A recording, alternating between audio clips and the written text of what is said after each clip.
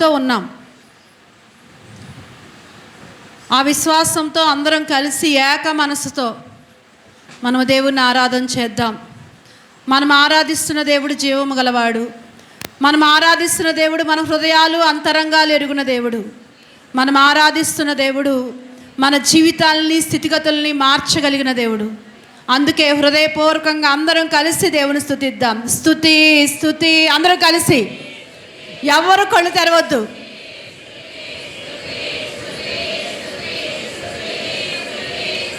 హృదయపూర్వకంగా దేవుని స్తుతిద్దాం.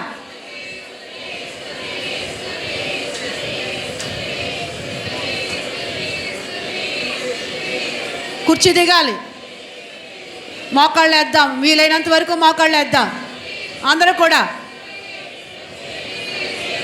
స్తోత్రం స్తోత్రం స్తోత్రం స్తోత్రం అందరూ కలిసి.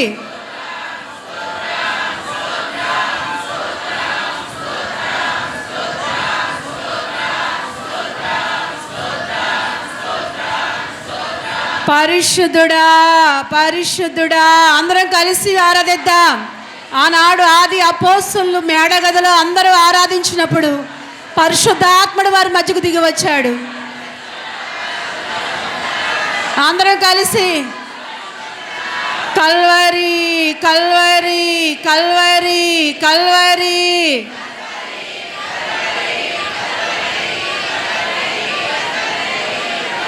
యేసు రక్తమే జయం, యేసు రక్తమే జయం అందరూ చెప్తాం. పరిశుద్ధాత్మదేవుడు నిన్ను తాకినట్లుగా అందరం కూడా హృదయపూర్వకంగా దేవుని ఆరాధిద్దాం.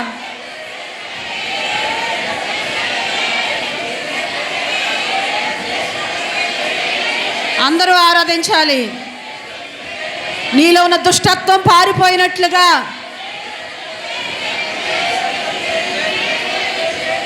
హల్లెలూయా హల్లెలూయా అందరూ కలిసి ఆరాధిద్దాం.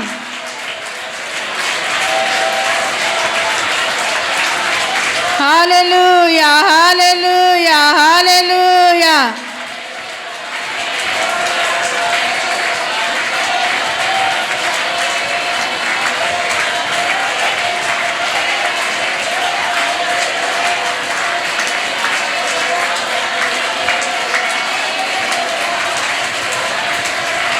అందరం కలిసి ఆరాధన పాట పాడుకుందాం. అందరం కలిసి ఆరాధన పాట పాడుకుందామండి. ఆరాధన పాటలు అందరూ ఏకీవిద్దాం. ఎప్పుడైతే మనం అందరం కలిసి దేవుణ్ణి ఏకీభవించి ఆరాధిద్దామో మనలో ఒకవేళ చీకటి ఉంటే దాన్ని పారద్రోలుతాడు, మనలో ఉన్న దుష్టత్వాన్ని పారద్రోలుతాడు. ఆరాధనలో ఎంతో శక్తి ఉంది కాబట్టి అందరం కలిసి హృదయపూర్వకంగా పాట పాడుతూ దేవుణ్ణి ఆరాధన చేద్దాం. రాజాని సన్నిధిలోనే అందరం కలిసి పాడదాం. నీలో ఉన్న చీకటిని పారద్రోలేది ఆరాధన.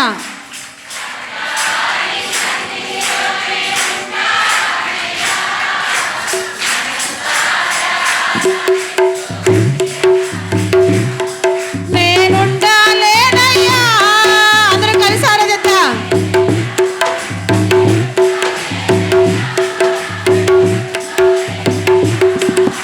నీవే లేకుండా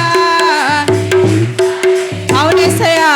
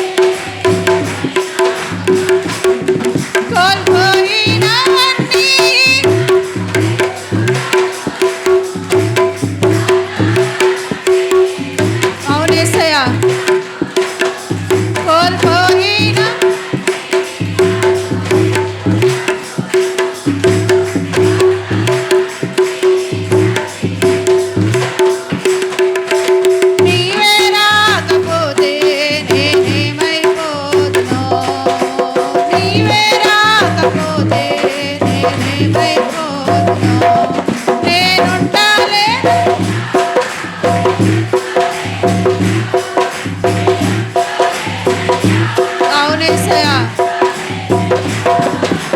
నీవే లేకుండా నేనుండలేనయ్యా నీవే లేకుండా నేనుండలేనయ్యా నీవే లేకుండా నేనుండలేనయ్యా నీవే లేకుండా నేనుండలేనయ్యా రాజా నీ సన్నిధిలోనే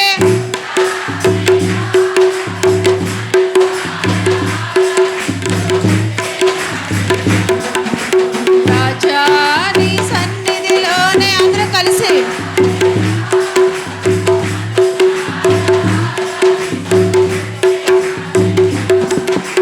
ఒంటరి పోరు నన్ను విసిగించిన మనుషులెల్లరూ నన్ను తప్పు పట్టినా ఒంటరి పోరు నన్ను విసిగించిన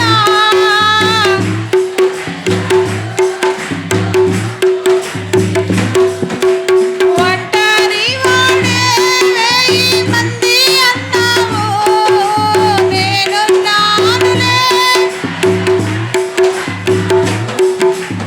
ఒంటరి వాడే 1000 మంది అన్నావు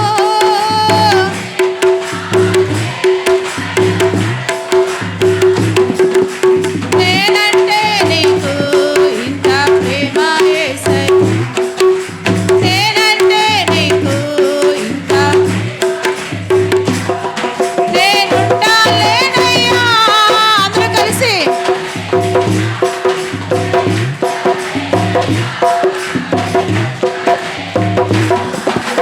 నీవే లేకుండా నేనుండాలేనయ్యా నీవే లేకుండా నేనుండాలేనయ్యా నీవే లేకుండా నేనుండాలేనయ్యా నీవే లేకుండా నేనుండాలేనయ్యా రాజా నీ సన్నిధిలోనే ఉంటానయ్యా మనసారా ఆరాధిస్తూ బ్రతికేస్తానయ్యా రాజా నీ సన్నిధిలోనే ఉంటానయ్యా మనసారా ఆరాధిస్తూ బ్రతికేస్తానయ్యా ఊపిరాగే వరకు నీతోనే జీవిస్తా ఏ దారిలో నడిపినా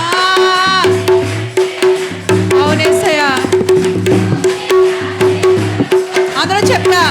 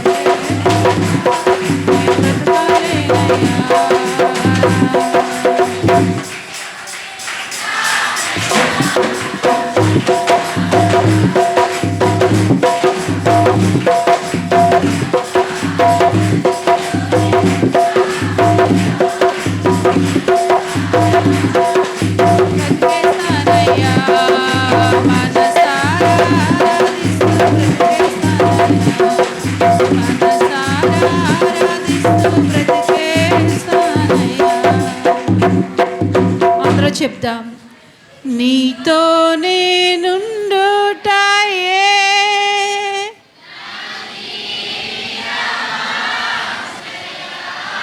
హృదయపూర్వకంగా చెప్దాం.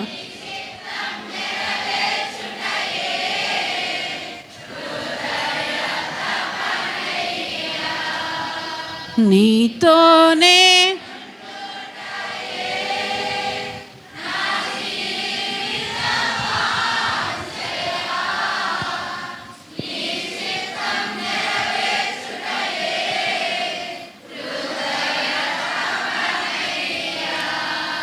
యేసయ్యా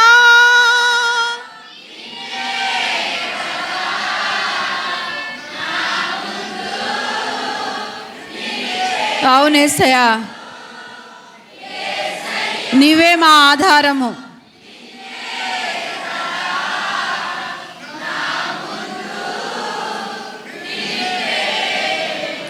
నీతోనే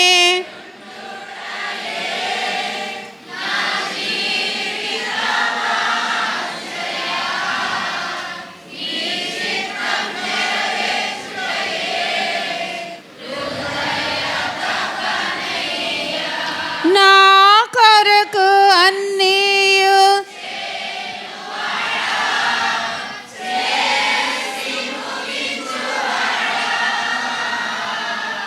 నా కొరకు అవునేసయ్యా, మా కొరకు సమస్తము సిద్ధపరిచిన దేవుడు.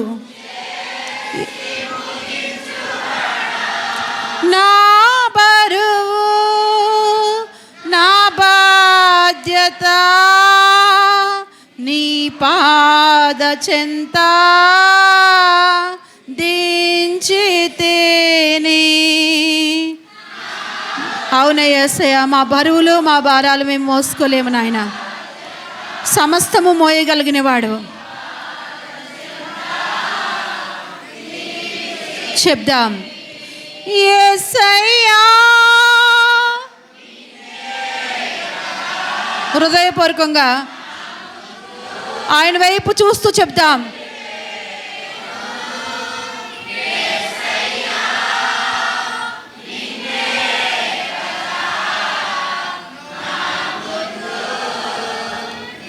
నేను నీతోనే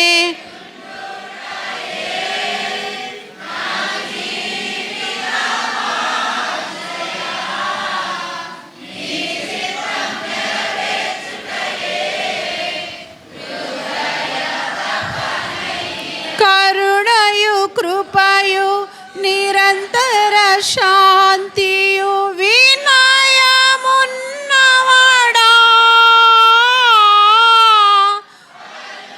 అవునేసయ్యా, కరుణగల దేవుడు.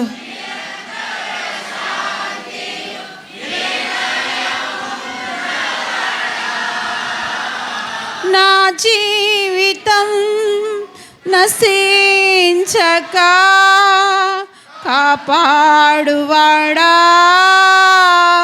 నా కాపరి. అవునేసయ్యా, మా కాపరిగా నీవు ఉన్నావు కనుక ఈ రోజు వరకు మేము బ్రతికి ఉన్నాము నాయన.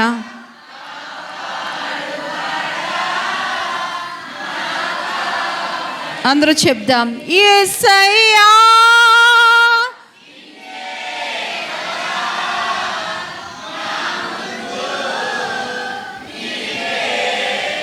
చెప్దాం.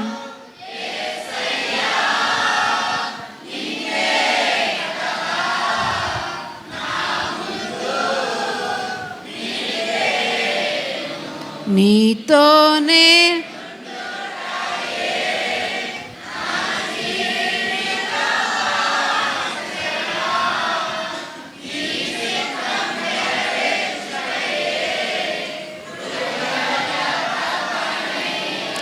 కరుణయు కృపయు నిరంతర శాంతియు వినయమున్నవాడా.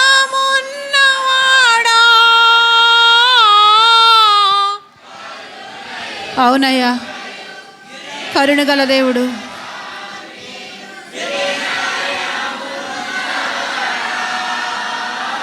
నా జీవితం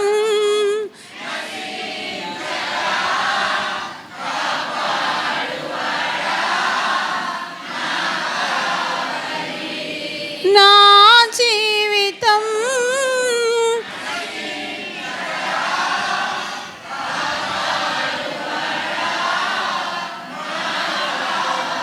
యేసయ్యా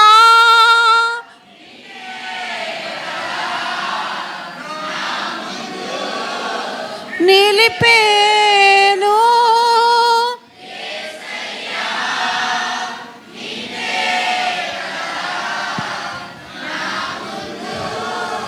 నిలిపేను నీతోనే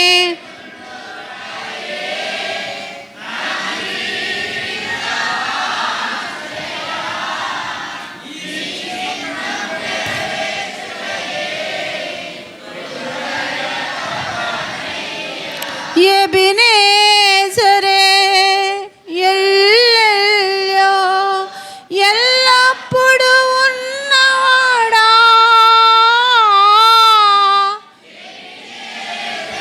అవునయ్యా, నువ్వు సహాయకుడు తండ్రి.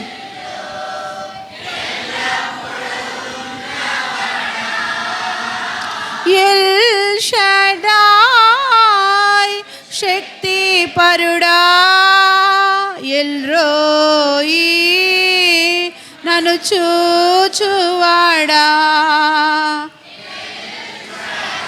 నువ్వు శక్తిపరుడు నాయన, సమస్తము చేయగలిగిన శక్తి నీలో ఉంది నాయన. మా పరిస్థితులన్నీ చూస్తున్నావు నాయన. యేసయ్యా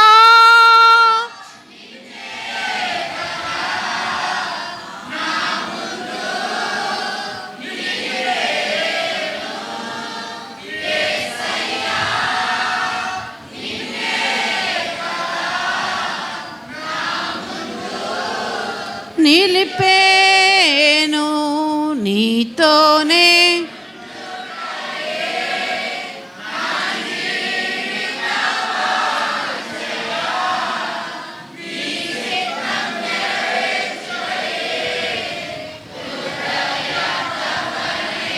ప్రార్థన చేద్దాం.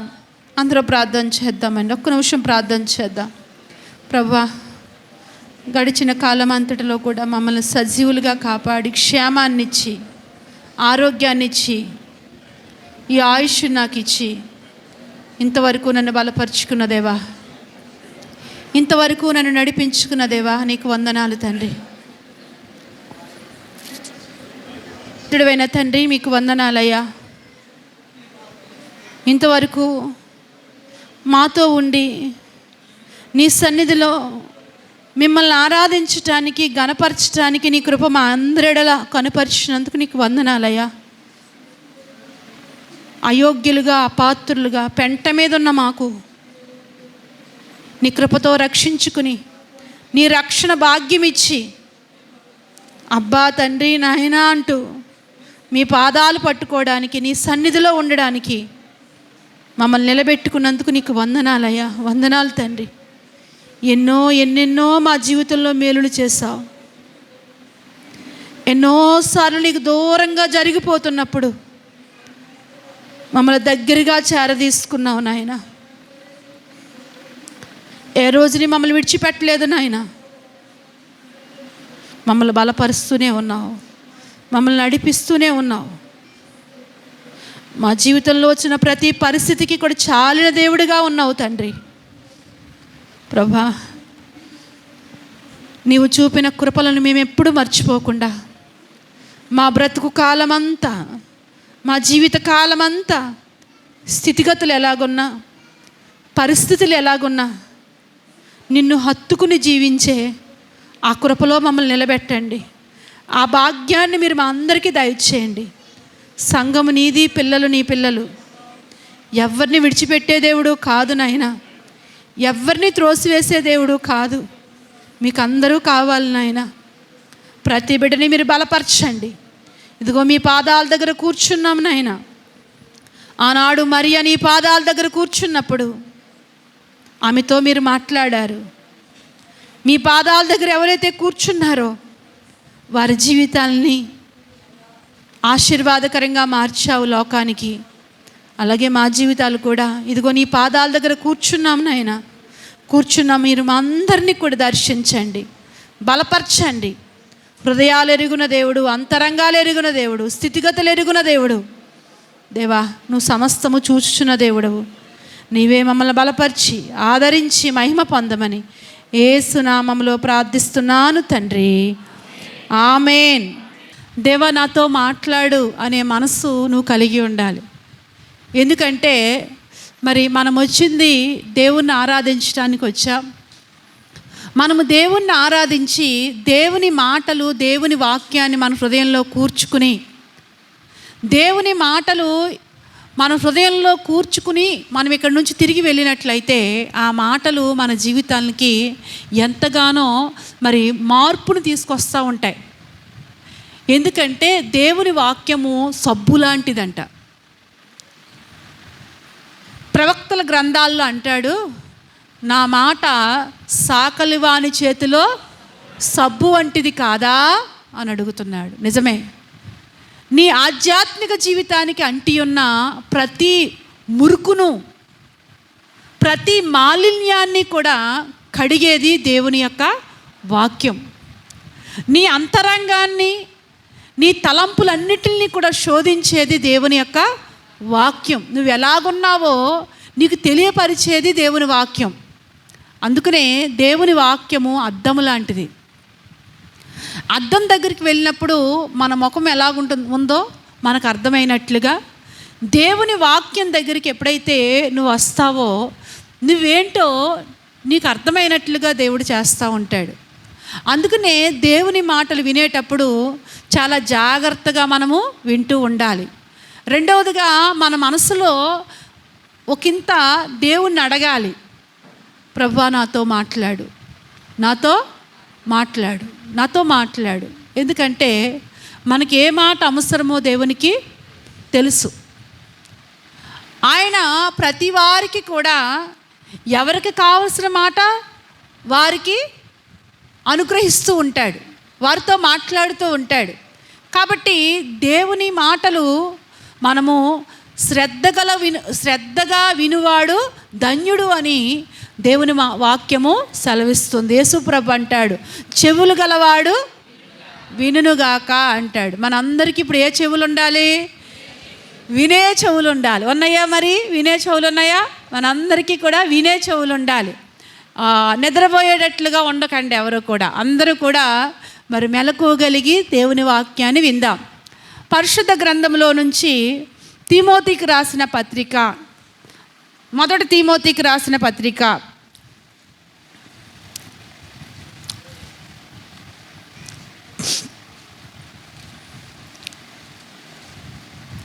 1వ అధ్యాయము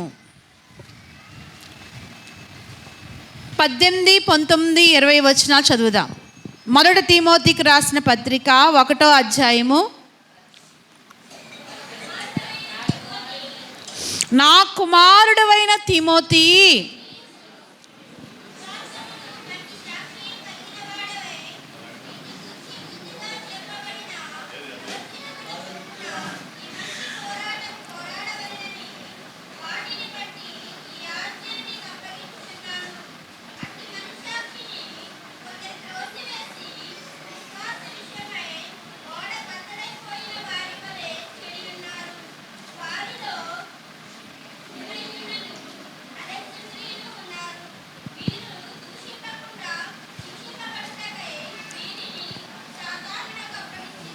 చాలండి, చిన్న ప్రార్థన చేసుకుందాం. స్తోత్రము నాయన. పరిశుద్ధుడైన తండ్రి, ప్రేమ నమ్మకము కలిగిన దేవా, కృపా కనికరము గల తండ్రి, మీకు వందనాలు, స్తుతులు, కృతజ్ఞతలు నాయన. ఇదిగో చదవబడిన లేఖనాన్ని మీ ఎదుట పెట్టుచున్నాం నాయన. ఈ లేఖన భాగము ద్వారా మాతో మీరు మాట్లాడండి దేవా. నీ మాటలు మమ్మల్ని బ్రతికించేవి, నీ మాటలు మమ్మల్ని ప్రభా పడిపోకుండా కాపాడేవి నాయన. నీ మాటలు మా జీవితాన్ని నీ స్వరూపంలోకి మలిచేవి ప్రభు. అటువంటి దివ్యమైన మాటల ద్వారా మాతో మాట్లాడి మమ్మల్ని బలపరిచి నీ నామానికే మహిమ. ఆమేన్. దేవుని వాక్యాన్ని కొద్ది నిమిషాలు మనం శ్రద్ధ కలిగి విందాం. ఇక్కడ వ్రాయబడిన మాట పౌలు గారు తిమోతికి రాస్తున్నారు.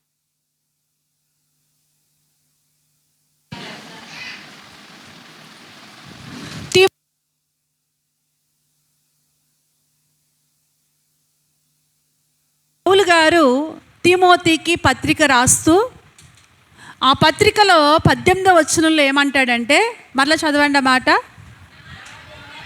నా కుమారుడైన తిమోతి, దేవుని స్తోత్రం.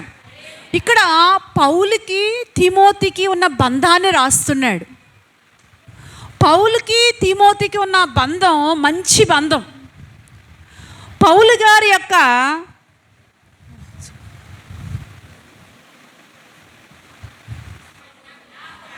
నా కుమారుడు అయిన తిమోతి, దేవుని స్తోత్రం.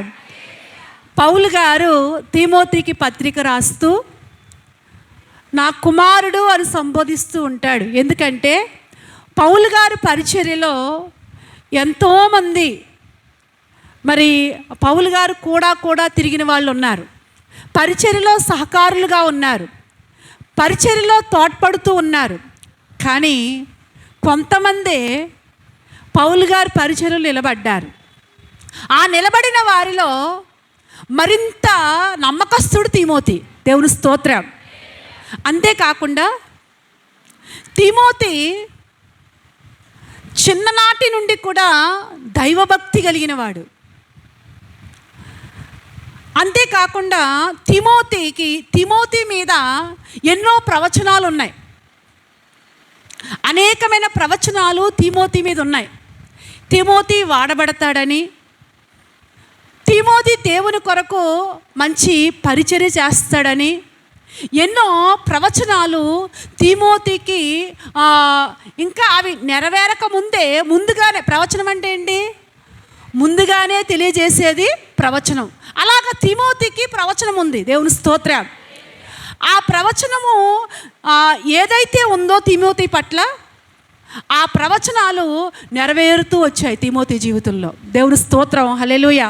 అలాగే ఇక్కడ కూర్చున్న మనందరికీ కూడా ఎన్నో ప్రవచనాలు ఉన్నాయా లేదా? ఎన్నో ఉన్నాయి. నా మట్టుకు నా జీవితంలో కూడా ఏమండి ప్రవచనాలు అంటే ఏంటో తెలియని పరిస్థితిలో, ప్రవచనం అంటే నాకేంటో తెలియదు ఆ రోజుల్లో. కానీ దేవుడు ప్రవచనం ద్వారా మాట్లాడుతున్నాడు. నాకు వివాహమైన 13 రోజులకి కోళ్ళపరు మామగారి దగ్గరికి వెళ్ళాం. నన్ను తీసుకెళ్ళారు కోళ్ళపరు మామగారి దగ్గరికి. అప్పటికి 13 రోజులైంది నాకు పెళ్ళై. అప్పటికి ఇంకా నాకు ప్రభు అంటే తెలియదు, యేసు ప్రభు అంటే సరిగ్గా నాకు తెలియదు. అయితే ఆ సమయంలో మామగారు మందిరంలో ఉన్నారు, పాస్టర్ గారు నేను ఆమె బలిపీఠం మీద ఉన్నారు, కింద మేము మోకాళ్ళు ఉంచాం. మోకాళ్ళు ఉంచినప్పుడు ఆమె ప్రార్థన చేస్తూ ప్రవచనాత్మకంగా మాట్లాడుతుంది. నా కుమార్తె నేను వాడుకుంటాను, నా కుమార్తెను మరి రెట్టింపు విశ్వాసంతో, నా కుమారుడా నీకంటే రెట్టింపు విశ్వాసంతో వాడుకుంటాను అన్నట్లుగా ఇంక చాలా విషయాలు మాట్లాడుతుంటే నాకు ఏం అర్థం కాలేదు. అసలు ఒక్క ముక్క కూడా నాకు అర్థం కాలేదు. ఎందుకంటే నాకు సరిగా అప్పటికి వాక్యం తెలియదు, పాటలు తెలియదు, దేవుని సన్నిధి తెలియదు, క్రమము తెలియదు, దేవుడు ఎలా మాట్లాడతాడని కూడా తెలియదు. కానీ తర్వాత రోజుల్లో అవి నెరవేరుతున్నప్పుడు అప్పుడు జ్ఞాపకం వచ్చింది ఆ ప్రవచనం, దేవుని స్తోత్రం. వాడబడక ముందే దేవుడు ముందు ఎరుగున్నాడు. కానీ ఆ రోజు నాకు అర్థం కాలేదు. దేవుడు మాట్లాడుతున్నప్పటికీ కూడా అలాగే మాట్లాడతారులే అన్నట్టుగా ఆ మాట నేను తీసుకోలేదు అసలు. కానీ తర్వాత దినాల్లో దేవుడు నన్ను దర్శించిన తర్వాత, నా వ్యక్తిగతంగా దేవుడు నన్ను దర్శించి ఆయనతో ఒక బంధాన్ని నాకు ఏర్పడిన తర్వాత, దేవుని కొరకు వాడబడటం ప్రారంభించిన తర్వాత, అప్పుడు సడన్గా ఆ ప్రవచనం జ్ఞాపకం వచ్చింది. దేవా, ముందుగా నీవు ఎరిగి ఉన్నావు. దేవుని స్తోత్రం. నిజమే, మన అందరి పట్ల కూడా దేవుని ఉద్దేశాలు ఉన్నాయి, దేవుని యొక్క ప్రణాళికలు ఉన్నాయి. అయితే అవి నెరవేరాలంటే తిమోతి పట్ల ఉన్న దేవుని ఉద్దేశము, దేవుని చిత్తము నెరవేర్చబడటానికి కారణం ఏంటో తెలుసా? అక్కడ రాయబడిన మాటల్లో మనం చూసినట్లయితే మనస్సాక్షిని కాపాడుకున్నాడంట. దేవుని స్తోత్రం. దేన్ని కాపాడుకున్నాడు? మనస్సాక్షిని కాపాడుకున్నాడు. ఇద్దరు గురించి రాయబడ్డది అక్కడ. మనం చదువుకున్న ఆ వచనాల్లో వాళ్ళిద్దరి పేరు ఏం పేరు? హుమేనై, అలెగ్జాండర్. ఏమండి, వీరు మనస్సాక్షిని కాపాడుకోలేకపోయారు. మనస్సాక్షిని కాపాడుకోలేకపోవటం వల్ల వారి భక్తి జీవితం, వారి విశ్వాస జీవితం బద్దలైపోయిందంట. ఎలా బద్దలైపోయిందంటే అక్కడ రాస్తాడు, ఏమని రాస్తాడు? వాడ బద్దలైపోయినట్లుగా బద్దలైపోయిందంట. కారణం ఏంటి అంటే అక్కడే రాస్తాడు, 2 సార్లు రాస్తాడు. ఏంటంటే మనస్సాక్షి. ఏ సాక్షి? మనస్సాక్షి. నిజమే, దేవుని పిల్లలమైన మనందరికీ కూడా దేవుడు మనస్సాక్షిని పెట్టాడు. ఏమండి, మనందరికీ ఏం పెట్టాడంట? మనస్సాక్షిని పెట్టాడు. పెట్టాడా లేదా? పెట్టాడా? ఏమండి, ఎక్కడ పెట్టాడు మనస్సాక్షిని? మన లోపల పెట్టాడు. ఏమండి, ప్రతి ఒక్కరికి కూడా మనస్సాక్షి ఉంది. అయితే ఈ మనస్సాక్షిని కాపాడుకుంటూ ఉండాలి. ఎలా కాపాడుకోవాలి అంటే నిర్మలంగా కాపాడుకోవాలి. దేవుని స్తోత్రం. ఎలా కాపాడుకోవాలి? నిర్మలంగా కాపాడుకోవాలి. రెండవదిగా పవిత్రంగా కాపాడుకోవాలి. మొదటిగా ఎలా కాపాడుకోవాలి? నిర్మలమైనదిగా కాపాడుకోవాలి. రెండవదిగా పవిత్రంగా కాపాడుకోవాలి. మనము మనస్సాక్షిని కాపాడుకోకపోతే మన మనస్సాక్షి చచ్చిపోయే పరిస్థితిలోకి చచ్చిపోద్ది. మనస్సాక్షి ఏమైపోద్ది? చచ్చిపోద్ది. లేకపోతే మనస్సాక్షి వాత వేయబడిపోద్ది. ఏమండి, మనస్సాక్షి బ్రతికి ఉన్నప్పుడు ఒక వ్యక్తి ఎలా దీవించబడతాడు? మనస్సాక్షి చచ్చిపోతే ఒక వ్యక్తి ఎలా పాడైపోతాడు? ఏమండి, మనస్సాక్షి బ్రతికున్నప్పుడు వ్యక్తి ఎలా దీవించబడతాడు, మనస్సాక్షి చచ్చిపోతే ఎలా పాడైపోతాడు అనేది మనం బైబిల్లో చూసినట్లయితే, సౌలు గారు ఉన్నారు. మొట్టమొదటి రాజు ఎవరు? సౌలే కదా. అయితే సౌలు బలి అర్పించటానికి సమూయేలు రాక ఆలస్యమైందని, సమూయేలు ఇంకా సమయానికి రాలేదని సౌలు ఏం చేశాడంటే తనే సాహసించి యాజకుడు చేయవలసిన పని ఏమండి సౌలు చేశాడు. ఎవరు చేయవలసిన పని వాళ్ళు చెయ్యాలి కదా. ఎవరు చేయవలసింది వాళ్ళు చెయ్యాలి. దేవుడు ఎవరికి నియమించింది వాళ్ళకి చేసినట్లుగా కొన్ని పరిధులు ఏర్పరిచాడు. ఆ పరిధిలో ఉండాలి. పరిధి దాటితే ప్రమాదం. ఇక్కడ సౌలు తన పరిధి దాటి యాజకుడు చేయవలసిన పని తను చేయటం వల్ల ఏమండి చేసేసాడు. సమూయేలు రాకముందే బలి అర్పించేశాడు. ఈ లోపల సమూయేలు వచ్చాడు. ఏమండి, కొన్నిసార్లు మనుషులుగా పొరపాటు అనేది వస్తుంది. పొరపాటు వచ్చినప్పుడు వెంటనే మనస్సాక్షి కలిగిన వాడు ఏం చేస్తాడో తెలుసా? ఏమండి, మనసు సాక్ష్యం ఇస్తుంది. ఏమని? నువ్వు తప్పు చేశావు, నువ్వు పొరపాటు చేశావు. ఏమండి, నీ మనసు సాక్ష్యమిస్తూ ఉన్నప్పుడు, ఏమండి, నీవు ఎప్పుడైతే మనస్సాక్షి కలిగి ఉన్నావో ఆ తప్పు దిద్దుకునేంత వరకు కూడా ఆ మనస్సాక్షి ఏం చేస్తుంది ఏంటండి? గద్దిస్తూనే ఉంటుంది. ఆ స్వరం వినిపిస్తూనే ఉంటుంది. ఏమండి, ఆ మనసులో స్వరం ఏం చేస్తుంది? వినిపిస్తూనే ఉంటుంది. నువ్వు అబద్ధం ఆడావు, నువ్వు తప్పు చేసావు, నువ్వు పొరపాటు చేసావు. మనస్సాక్షి కలిగిన వాడు బయటవారు గద్దించకముందే ఎక్కడి నుంచి వచ్చేస్తుంది గద్దింపు? లోపల నుంచే వచ్చేస్తుందండి గద్దింపు. లోపల నుంచే గద్దింపు వచ్చేస్తుంది. ఒక అబద్ధం ఆడినా, ఒక తప్పు చేసినా, ఏమండి, లోపల నుంచి ఆ గద్దింపు వచ్చేస్తూ ఉంటుంది.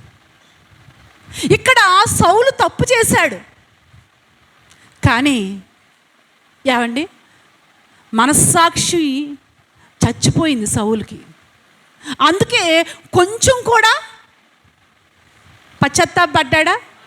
పశ్చాత్తాపడలేదు కొంచెం కూడా. అయ్యో నేను చాలాసార్లు తొందరపడి మనస్సాక్షి ఉండడం వల్ల పశ్చాత్తాపడి బాగుపడిన వాళ్ళు బైబిల్లో ఉన్నారు. సౌలుకి మనస్సాక్షి చచ్చిపోయింది. అందుకే మనస్సాక్షి చనిపోవడం వల్ల తను తప్పు చేసిన పశ్చాత్తాపం లేదు. సౌలుతోనే అయిపోయింది కుటుంబ పరిస్థితి. పిల్లలు తర్వాత తరం లేదు, ఏమండి. కానీ దావీదు కూడా తప్పు చేశాడు. దావీదు కూడా చిన్న పొరపాటు చేసినప్పుడు దావీదు మనసు ఎలాంటిదో తెలుసా? ఆయన మనసులో ఉన్న స్వరాన్ని వినేవాడు. ఏమండి, నిజంగా దావీదు ఎంత గొప్ప మనస్సాక్షి కలిగిన వాడంటే, బైబిల్లో ఒక మాట ఉంటుంది సమూయేలు గ్రంథంలో. సౌలు సమూయేలుని తరుముతూ ఉన్నాడు. ఒక స్థలానికి వచ్చేసరికి దేవుడు సౌల్ని ఎవరికి అప్పగించాడు? దావీదుకి అప్పగించాడు. దావీదుకి అప్పగించినప్పుడు కూడా ఉన్న వాళ్ళు అంటారు చంపేద్దామంటారు. కానీ దావీదేమన్నాడు? నేను అభిషేకించిన వాడిని నేను ముట్టను అన్నాడు. అన్నాడా లేదా? అన్నాడు. ముట్టను అన్నాడు. కానీ ఏం చేశాడో తెలుసా? ఏమండి, సౌలు యొక్క వస్త్రపు చెంగును కోసుకొచ్చాడంట. ఎవరు? దావీదు. మొదటి సమూయేలు గ్రంథంలో ఉంటుంది, మీరు ఇంటికి వెళ్ళిన తర్వాత చదువుకోండి. ఏమండి, ఆ వస్త్రపు చెంగు కోసు తెచ్చినందుకు గాను మనసులో ఏం చేశాడంట? మనసు చెప్తుంది ఏమని? ఇదిగో నువ్వు అభిషేకించిన వాడిని ముట్టనని తీర్మానం చేసుకున్నావు కదా, దేవుడు అభిషేకించిన వాడిని నువ్వు ముట్టనని తీర్మానం చేసుకున్నావు కదా, ఎందుకు నువ్వు ఇప్పుడు వస్త్రపు చెంగును ముట్టావు? దావీదు అనుకున్నాడు తన నీతిని కనుపరుచుకోవడానికి, సౌలా ఇదిగో నువ్వు నాకు దొరికినా కానీ నేను నిన్ను విడిచిపెట్టేశానని చెప్పడానికి వస్త్రపు చెంగును కోసాడు. కానీ అది కూడా దావీదు మనసు అంట. అక్కడ రాయబడిన వచనాలు ఎంత చక్కగా రాస్తాడో. తన మనసులోనంట నొచ్చుకుని పశ్చాత్తాపడుతున్నాడంట. అయ్యో నేను దేవుణ్ణి అభిషేకించిన వాడిని నేను ముట్టనన్నానే, అయ్యో ఈ వస్త్రపు చెంగును ఎందుకు కోసాను? చూడండి, బయట ఎవరో ఆయన తప్పని చెప్పట్లేదు. తప్పని ఎవరు చెప్తారు? చెప్పగలరా? చెప్పలేరు. ఎందుకంటే అదే ప్లేస్లో దావీదు ఉంటే చంపేద్దాడు దొరికితే కదా. కానీ బయట వాళ్ళు ఎవరు కాదు, లోపల చెప్తుందంట స్వరం, మనస్సాక్షి. దేవుని స్తోత్రం. అందుకే మనస్సాక్షికి లోబడేవాడు దావీదు. అందుకే బహుగా దీవించబడ్డాడు. తరం వెంబడి తరం దావీదు దీపం ఆరిపోలేదంట. ఏమండి, దావీదు నిత్యము కూడా తరము వెంబడి తరమును దేవుడు వెలిగిస్తూ వచ్చాడు. చివరికి యేసు ప్రభు దావీదు కుమారుడుగా ఈ లోకానికి వచ్చాడు. దేవుని స్తోత్రం. ఎందుకు అంటే దావీదు మనస్సాక్షి కలిగిన వాడు, మనస్సాక్షికి లోబడేవాడు. ఈరోజు మనం ప్రశ్నించుకుందాం, నీకు మనస్సాక్షి ఉందా? మనస్సాక్షి ఉందా? నీకు నాకు మనస్సాక్షి ఉందా? ఉంటే ఆ మనస్సాక్షి బ్రతికి ఉందా? బ్రతికి ఉందా ఆ మనస్సాక్షి? నీ మనస్సాక్షి బ్రతికి ఉంటే నువ్వు ఎలాగుంటావు? నీ మనస్సాక్షి చచ్చిపోతే ఎలా ఉంటావు? ఏమండి, మనస్సాక్షి చచ్చిపోయిన వాడు బైబిల్ గ్రంథంలో ఉన్న అలాంటి వాళ్ళు ఉన్నారు. మనస్సాక్షి లేదు గనకనే ఏమండి మార్చుకున్నాడా సౌలు? మార్చుకోలేదు. దావీదు మనస్సాక్షి బ్రతికి ఉంది గనకనే మార్చుకున్నాడు. కాబట్టి దేవుని బిడ్డలుగా పరీక్షించుకుందాం ఈరోజు. మనస్సాక్షి అనేది దేవుడు ప్రతి మనిషిలో పెట్టాడు. దేవుని నమ్ముకోలేని వారిలో కూడా ఏముంది?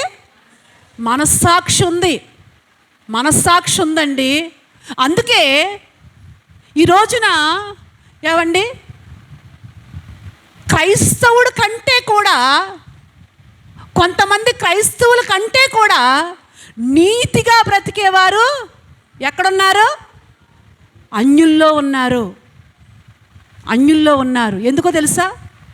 వారిలో మనస్సాక్షి కాపాడుకుంటున్నారు. వాళ్ళు మనస్సాక్షిని ఏం చేస్తున్నారండి? కాపాడుకుంటున్నారు. నువ్వు దేవుని బిడ్డవై ఉండి, నీవు దేవుని సన్నిధి కలిగి ఉండి, ఏమండి దేవుని వాక్యం కలిగి ఉండి, ఈ రోజున మనస్సాక్షి పాడైపోయింది. హెబ్రీయులు రాసిన పత్రికలో అంటాడు, వాత వేయబడిన మనస్సాక్షి గలవారై ఉన్నారంటాడు. వాత వేయబడిన మనస్సాక్షి అంటే ఏంటి? పూర్వదినాల్లో పిల్లలు తప్పు చేశారనుకోండి, ఒరే అట్లకాడ కాలేస్తున్నాను రా, అట్లకాడ కాలేసి అంటిచ్చేస్తాననేవారు. నిజంగా కూడా అలాగా అంటించేసేవారు కదా. ఏమండి, అట్లకాడ కాలేసి అంటిస్తే ఎలా ఉంటుంది? నన్నెత్తికి ఎక్కిపోద్ది మంట కదా ఒకసారి. రెండోసారి అదే ప్లేస్లో అంటిస్తే కొంచెం మంట తగ్గుతుంది.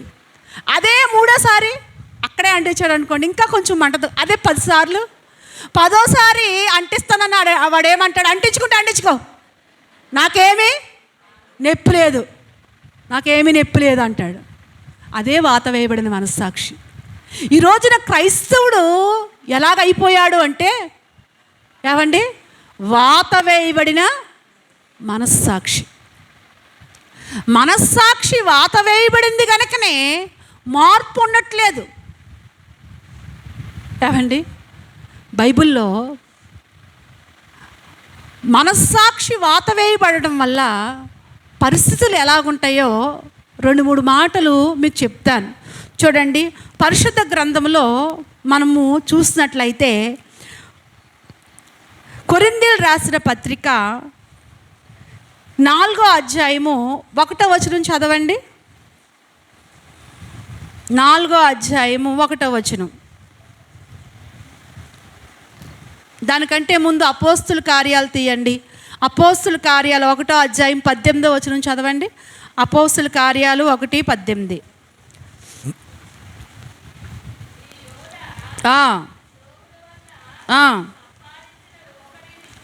ఇచ్చి ఒక పొలము కొలెను.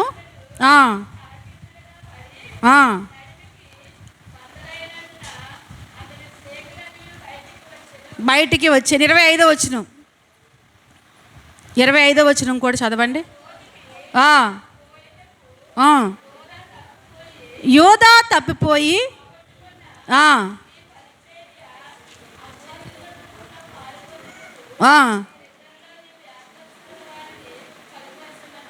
చాలండి. ఇక్కడ వ్రాయబడిన మాటల్లో మనకు ఎవరు కనిపిస్తారంటే ఇస్కరియోతు యోధా కనిపిస్తాడు. ఇక్కడ ఇస్కరియోతు యోధా గురించి రాయబడింది. ఈయనకి మనస్సాక్షి అంటూ ఉంటే నిజంగా దేవుడు ఈయన్ని ఎంత ప్రేమించాడో, ఏమండి, 3.5 సంవత్సరాలు యేసు ప్రభుతో పాటు కూడా ఉన్నాడు కానీ బ్రతుకు మారలేదు. ఏమండి, బ్రతుకు ఏమవలేదు, మారలేదు. ఎవరు బోధలు విన్నాడు? యేసు ప్రభు బోధలు విన్నాడు. యేసు ప్రభు నిజంగా ఆయన బోధ ఎలా ఉండేదంటారు? ఏమండి, ఆయన బోధ ఎంతోమందిని మార్చింది, దేవుని స్తోత్రం. కానీ ఎంతోమందిని మార్చింది, కానీ ఇస్కరియోతు యూదాలో మాత్రం 3.5 సంవత్సరాలు యేసు ప్రభు బోధలు విన్నాడా లేదా? విన్నాడు. యేసు ప్రభు ఎక్కడికి వెళితే అక్కడున్నాడు. యేసు ప్రభు కూడా ఉన్నాడు, కానీ బ్రతుకు మాత్రం మారలేదు. ఒక ఆమె చాలా కోపంతో మా ఇంటికి వచ్చింది ఒకసారి. వేరొక ఆమె మీద కోపం ఉంది ఆవిడకి. ఆమె మన చర్చికి వస్తుంది. ఆమె వచ్చి అంటుంది, పాస్టర్ గారు మీ చర్చిలో మంచి వాక్యం అందిస్తారంట, మంచి వాక్యాలు చెప్తారు కదా. ఆమె దేవుడు నమ్ముకున్న ఆమె, మంచి వాక్యం అందిస్తారు, కానీ ఈమెంటండి బాబు ఇలా ఉంది, ఇలా ప్రవర్తిస్తుంది అని ఆమె గురించి మా మీద కొంచెం కోపంగా మాట్లాడుతుంది. అన్నాను, అమ్మ యేసు ప్రభు సంఘం ఎంతమందో తెలుసా అన్నాను. ఏమోనండి అంది. 12 మంది. ఆయన సంఘం ఎంతమంది? 12 మంది. 12 మందిలో 12 మందికి కూడా 3.5 సంవత్సరాలు ఆయన బోధించాడు. అందులో ఒక ఆయన ఉన్నాడు, ఇస్కరియోతు యూదా. బోధించినా కానీ ఆయన మనసు మారలేదు. మరి మేము యేసు ప్రభు కంటే గొప్ప బోధలు చేయలేమమ్మా. మేము యేసు ప్రభు గొప్ప బోధకే ఆయన మారలేనోడు, మా బోధకు కూడా మారలేనోళ్ళు ఉంటారు. ఉంటారు. ఏమండి, యేసు ప్రభు కంటే గొప్ప బోధలు మనం చేయలేం. ఆయన గొప్ప బోధకుడు ఆయన. కానీ ఆయన బోధలోనే ఎవరున్నారు? మార్పు లేని వాళ్ళు ఉన్నారు. మార్పు లేనివాడు ఎంతమందిలో? 12 మందిలో ఒక ఆయన. ఇప్పుడు మనలో ఉంటారా? ఉంటారు. ఏమండి, నిజమే, మార్పు లేని వాళ్ళు ఎప్పుడూ ఉంటూనే ఉంటారు. అందుకనే యేసు ప్రభు అన్నాడు, గురుగులు గోధుమలు, చెట్టు పొట్టు. చెట్టు ఏమవుద్దంట? నిలబడద్దంట, పొట్టు ఎగిరిపోద్దంట. కాబట్టి మనం ప్రభు రాకడకి పొట్టులా ఉండకూడదు. ఏమండి, ఎగిరిపోయేవారిగా ఉండకూడదు. పేరుకు క్రైస్తవుడవే, కానీ నీ జీవితం మారిందా? ఇస్కరియోతు యూదా 3.5 సంవత్సరాలు కూడా ఉన్నాడు. లాస్ట్ వరకు కూడా ఆయన మనస్సాక్షిని బ్రతికించటానికి ప్రభు చూశాడు. దేవుని స్తోత్రం.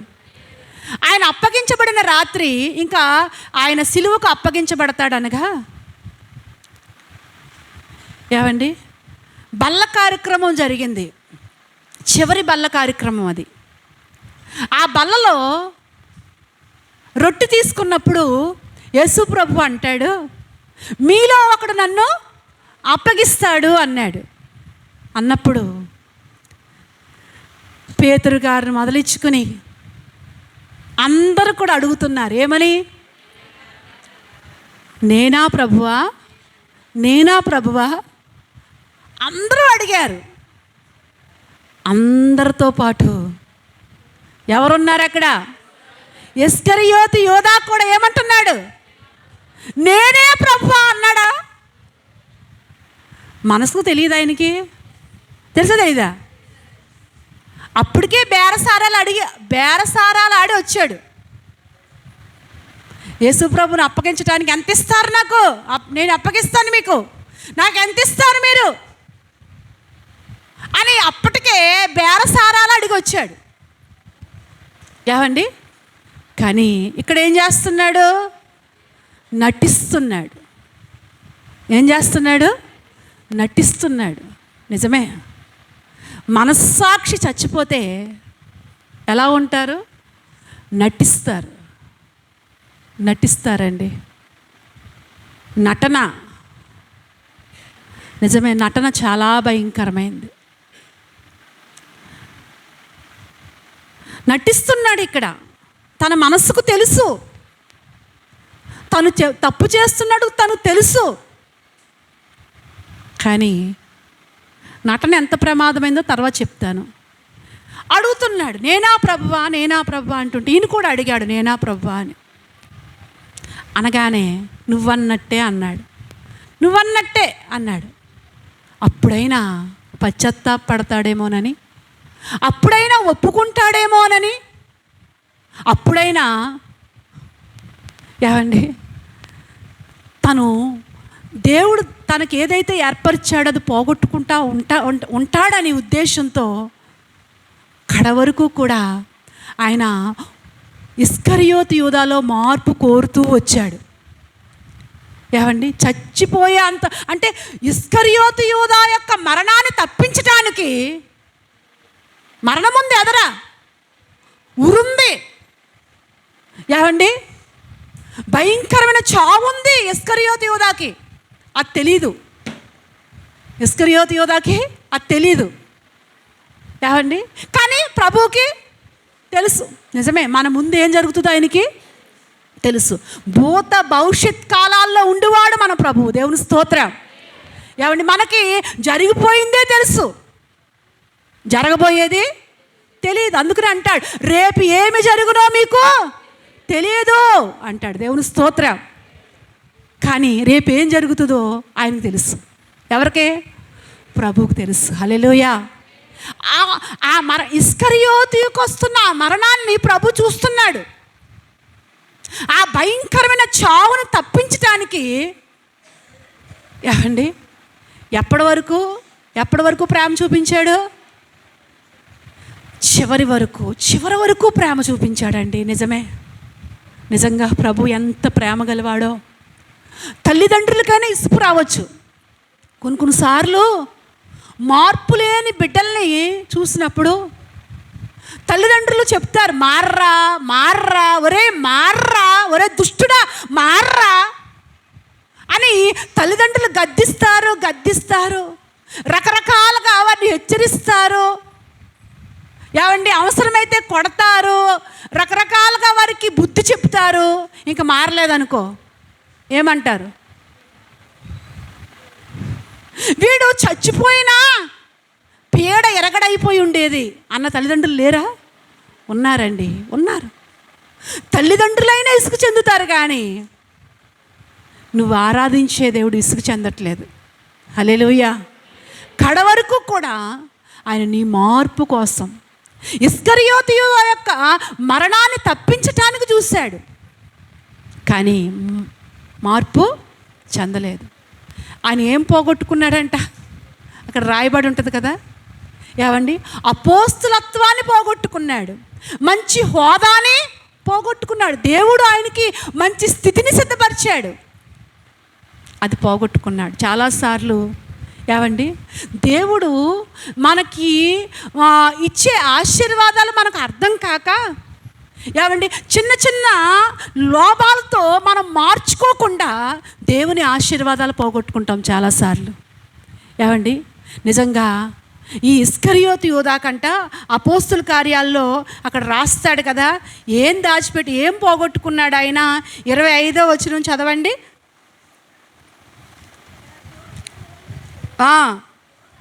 యోధా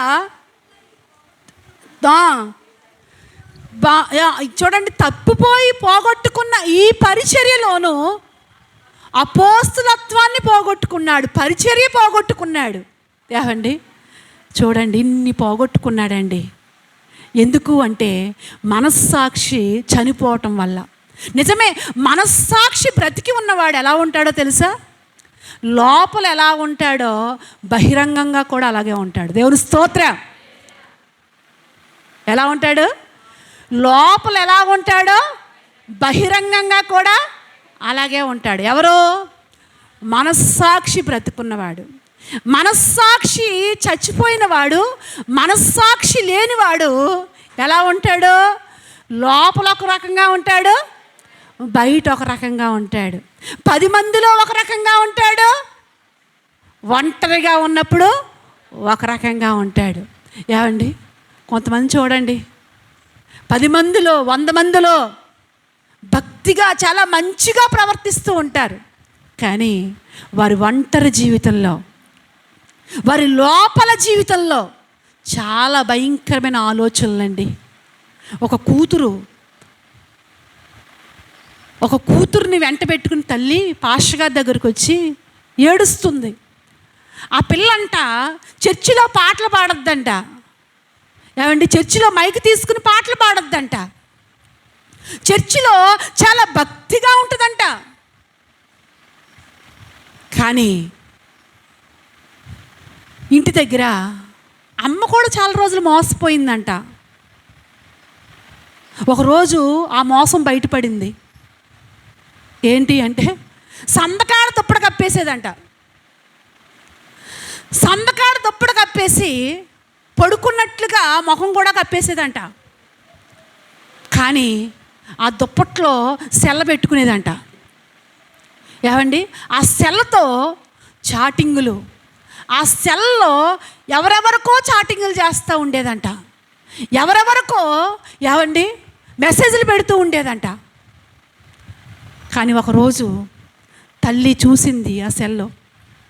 ఏమండి, ఆ సెల్ లాక్కుని చెక్ చేద్దాం అనుకునేసరికి అన్ని లాక్లేనంట. లాక్కేసిందంట. ఏది ఓపెన్ అవ్వకుండా లాక్కేసిందంట. మందలించి గద్దించి లాక్ తీ అని భయం చెప్పినప్పుడు లాక్ తీసింది. లాక్ తీయగానే దాని నిండా అపవిత్రమైన మాటలే, బూతులే, భయంకరమైన చాటింగులే. చూసి ఏడుస్తూ ఆ ఫోన్ పట్టుకుని పాస్టర్ గారి దగ్గరికి వచ్చిందంట. పాస్టర్ గారండి, చూడండి ఒక్కసారి, చాలా చూడండి, మా అమ్మాయి చేసిన పని చూడండి ఒక్కసారి. చర్చిలో ఇదేంటమ్మా, చర్చిలో నువ్వు అంత భక్తిగా ఉంటావు కదా, చర్చిలో అంత చక్కగా పాటలు పాడతావు కదా, చర్చిలో వాయిద్యాలు వాయిస్తావు కదా, చర్చిలో అమ్మో భక్తుడంటే వేళ్ళే అన్నట్టుగా ఉంటావు కదా, ఏంటి నటన? ఏమండి, కొంతమంది నటిస్తూ ఉంటారండి. ఎంత పవిత్రంగా నటిస్తూ ఉంటారో, ఎంత చక్కగా, అమ్మో ఆమెండి చాలా భక్తిపర్రాలండి. ఏమండి, ఇలా భక్తి వేషంతో అపవిత్రమైన చూపులు, అపవిత్రమైన వేషాలు, అపవిత్రమైన జీవితాలు, నటన. ఎందుకు నటిస్తున్నావంటే నీ మనస్సాక్షి చచ్చిపోయింది. నీ మనస్సాక్షి బ్రతికి ఉంటే నీ మనస్సాక్షి గద్దిస్తుంది నిన్ను. ఏమని? ఒరేయ్, చెడు చూపులు చూస్తున్నా, వంచుకో తల. బయట నుంచి ఎవరో చెప్పక్కర్లేదు నీకు,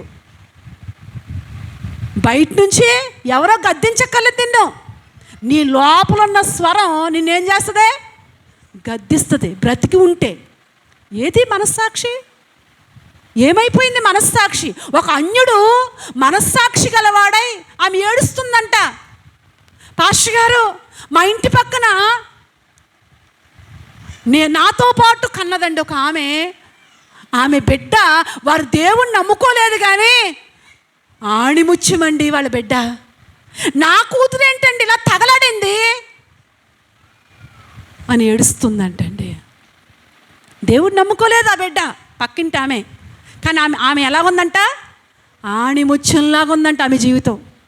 కానీ ఈమె జీవితం దేవుని సన్నిధి ఉంది, దేవుని వాక్యం ఉంది, దేవుడు ఉన్నాడు.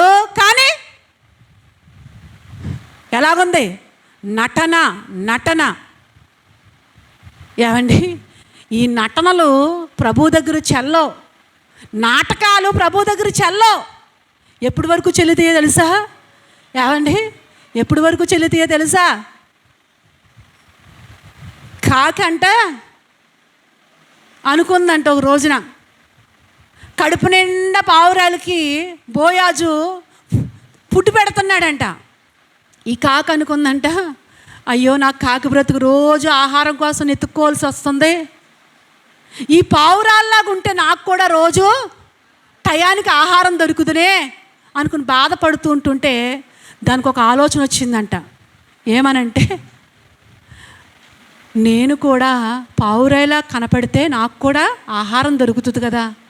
ఇప్పుడు పావురాయిలా కనపడాలంటే నా రంగు ఎలా ఉంది? నల్లగా ఉంది. పావురాలు ఎలాగున్నాయి? తెల్లగా ఉన్నాయి. కాబట్టి నా రంగు మార్చుకుంటే సరిపోద్ది కదా అనుకుందంట. ఏమండి, ఏం మార్చుకుంటే? రంగు మార్చుకుంటే సరిపోద్ది కదా అనుకుని రంగు మార్చుకోవడానికి ప్రయత్నించింది. దాని ప్రయత్నం ఫలించింది. ప్రయత్నం ఏం చేసింది? ఫలించింది. సున్నం బాణలో ఒక్క ములుగు ములిగింది, తెల్లగా మారిపోయింది. ఏమండి, రంగు మార్చుకుంది. కానీ ఈ రోజున కూడా బాప్తీసం తీసుకుంటున్నాడు. ఎందుకు బాప్తీసం తీసుకుంటున్నాడు? నటన. క్రైస్తవుడు అని చెప్పుకోవడానికి కొంతమంది ఏమండి బాప్తీసం తీసుకుంటున్నాడు, కానీ మనసు మాత్రం మారట్లేదు. ఏమండి, మునిగినంత మాత్రాన నువ్వు వెళ్ళిపోవు పరలోకం. ఏమండి, ఒకవేళ అనుకోవచ్చు, నేను మునిగేశాను వెళ్ళిపోతాను, నేను ఎలాగున్నా పర్వాలేదు వెళ్ళిపోతాను. నరకానికి వెళ్ళి బ్యాచ్ పౌలు గారు చెప్తాడు. నరకానికి వెళ్ళి బ్యాచ్ ప్రకటన గ్రంథంలో ఉంది. ఏమండి, జాగ్రత్త, నటిస్తున్నావేమో.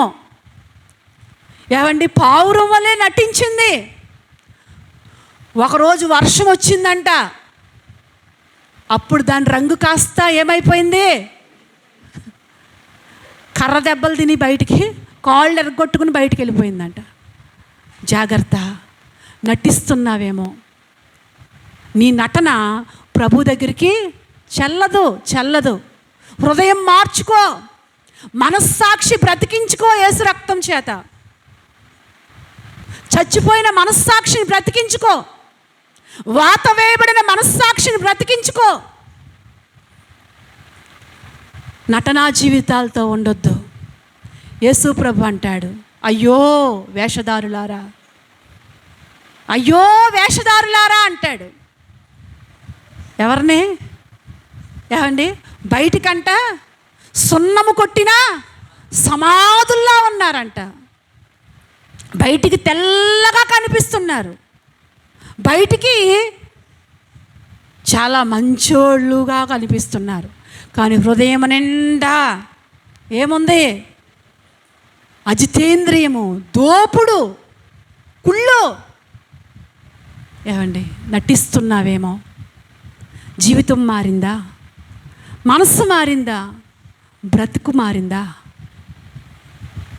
మార్చుకో. నీ మనస్సాక్షి చెప్తున్న స్వరాన్ని వింటున్నావా? చూడండి, ఇప్పుడు నీ మనస్సాక్షి బ్రతికి ఉంటే దిద్దుకుంటావు. నువ్వు దిద్దుకోవడానికి ప్రయత్నం చేస్తావు, దిద్దుకుంటావు. నువ్వు కరెంట్ ఉందన్న రుజువు ఏంటి? కరెంట్ ఉందో లేదో తెలియాలంటే ఏం చేయాలి? స్విచ్ చెయ్యాలి కదా. నీకు బీపీ ఉందో లేదో అని తెలియడానికి ఏంటి? మిషన్ పెట్టాలి. మిషన్ పెట్టాడు అనుకోండి, బీపీ ఉందో లేదో అది చెప్తుంది. అలాగే మనస్సాక్షి బ్రతికి ఉందో లేదో నువ్వు ఈరోజు చెక్ చేసుకోవాలి. దేవుని స్తోత్రం. మనస్సాక్షి బ్రతికి ఉంటే మార్చుకుంటావు, నటించవు. ఏమండి, 10 మందిలో ఎలాగుంటావో ఒంటరిగా అలా ఉంటావు. యేసు ప్రభు 1000 మందిలో ఎలాగున్నాడో ఒంటరిగా కూడా అలా ఉన్నాడు. ఒకసారి కొంతమంది ఆయన దగ్గరికి వచ్చి అంటారు, రబ్బీ నువ్వు ఎక్కడ కాపురం ఉంటున్నావు అంటే ఆయన అంటాడు, వచ్చి చూడండి అనగానే ఏమండి వెళ్ళారు. ఆయన ఎక్కడ కాపురం ఉంటున్నాడో వెళ్ళారు. ఆయనతో పాటు ఉన్నారు. ఆయనతో పాటు జీవించి ఆయన కొరకు ప్రాణాలు ఇవ్వడానికి నిలబడిపోయారు. హల్లెలూయా. ఆయనతో పాటు జీవించి వారి జీవితాలని పరిశుద్ధంగా కాపాడుకోగలిగారు. హల్లెలూయా. నిజమే. దేవుని సన్నిధిలో నువ్వు ఎలాగుంటున్నావో బయట కూడా అలా ఉండాలి, ఇంటి దగ్గర కూడా అలా ఉండాలి. షేబా దేశపు రాణి సొలొమోను గురించి ఒక మాట చెప్తుంది. ఆమె ఏమంటుందంటే, రాజా నీ గురించి దూరంగా ఉన్నప్పుడు నా దేశంలో నేను విన్నది కొంచెమే, కానీ వచ్చి చూసిన తర్వాత అబ్బా ఆమె తన్మయమైపోయిందంట. సొలొమోను యొక్క జ్ఞానానికి, సొలొమోను యొక్క ఔన్నత్యానికి విన్నది కొంచెమే, కానీ చూస్తే ఏమండి అలాగా ఏమండి నువ్వు బయటికి కనిపించేది కంటే నీ లోపల నువ్వు దేవుని మందిరంలో కనిపించేది కంటే ఇంటి దగ్గర కొంతమంది దేవుని మందిరంలో అన్ని స్తుతి పాటలే నోటి నిండా స్తుతి మాటలే ఎంతో చక్కని పలుకులే, కానీ ఇంటి దగ్గరికి వెళితే ఉంటుందే వేరంగం. ఏమండి నోరిప్పితే కంపు. దేవుని మందిరములో దేవదూత, ఇంటికాడ లూసిఫరే భయపడిపోతాడు. బాబోయ్ ఈమె జోలికి నేను వెళ్ళను అన్నంత గొడ్డు, అన్నంత భయంకరం. నటిస్తున్నావా? ఎంతో భక్తిగా నటిస్తున్నావా? పైకి కనిపిస్తున్నావు భక్తి పర్రాల్లాగా, పైకి కనిపిస్తున్నావు క్రైస్తవుడుగా, కానీ నీ లోపల ఎంత పరిశుద్ధంగా బ్రతుకుతున్నావు దేవుని కొరకు? నీ ఇంటిలో ఎంత పరిశుద్ధంగా బ్రతుకుతున్నావు దేవుని కొరకు?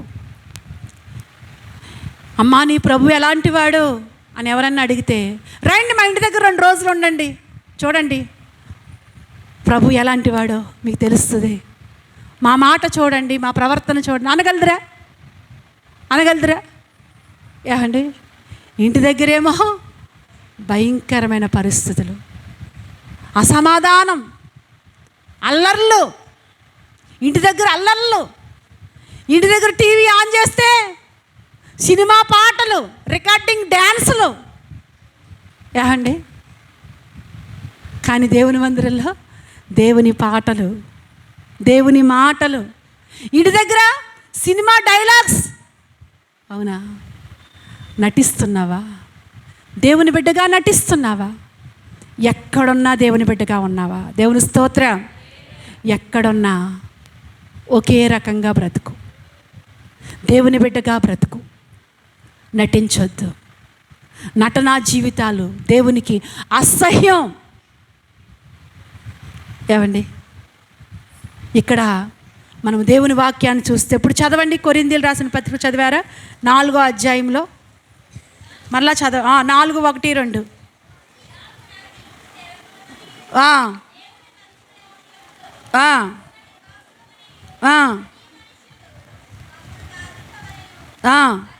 మరియు ప్రతి వాడును నమ్మకమైన వాడై దేవుని స్తోత్రం. ఏమండి మంచి మనస్సాక్షి కలిగిన వాడు ఎలా ఉంటాడంటే నమ్మకంగా యథార్థంగా బ్రతుకుతాడు. దేవుని స్తోత్రం. ఏమండి ఎక్కడున్నా కానీ భక్తిగా బ్రతుకుతాడు. ఒక గుడిలోనే భక్తి కాదు, ఎక్కడున్నా కానీ ఎలా ఉంటాడు?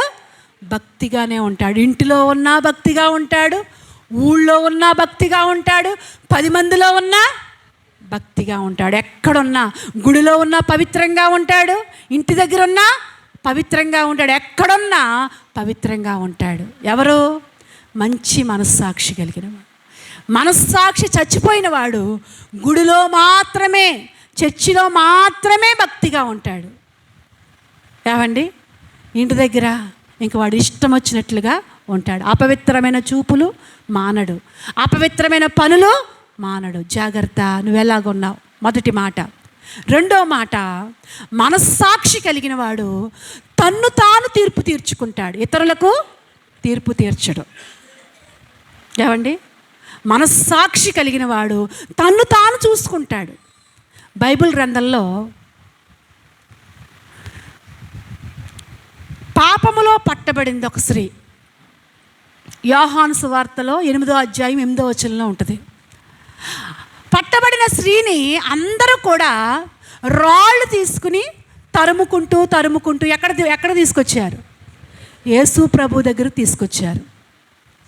యేసు ప్రభు దగ్గర తీసుకొచ్చిన తర్వాత అడుగుతున్నారు, ప్రభువా, అంటే యేసు ప్రభుని ఏదో రకంగా ఇరికించాలి, పట్టుకోవాలన్నట్లుగా. ఏమని అడుగుతారు అక్కడ? బోధకుడా, ఈ స్త్రీ వ్యభిచారము చేయుచుండగా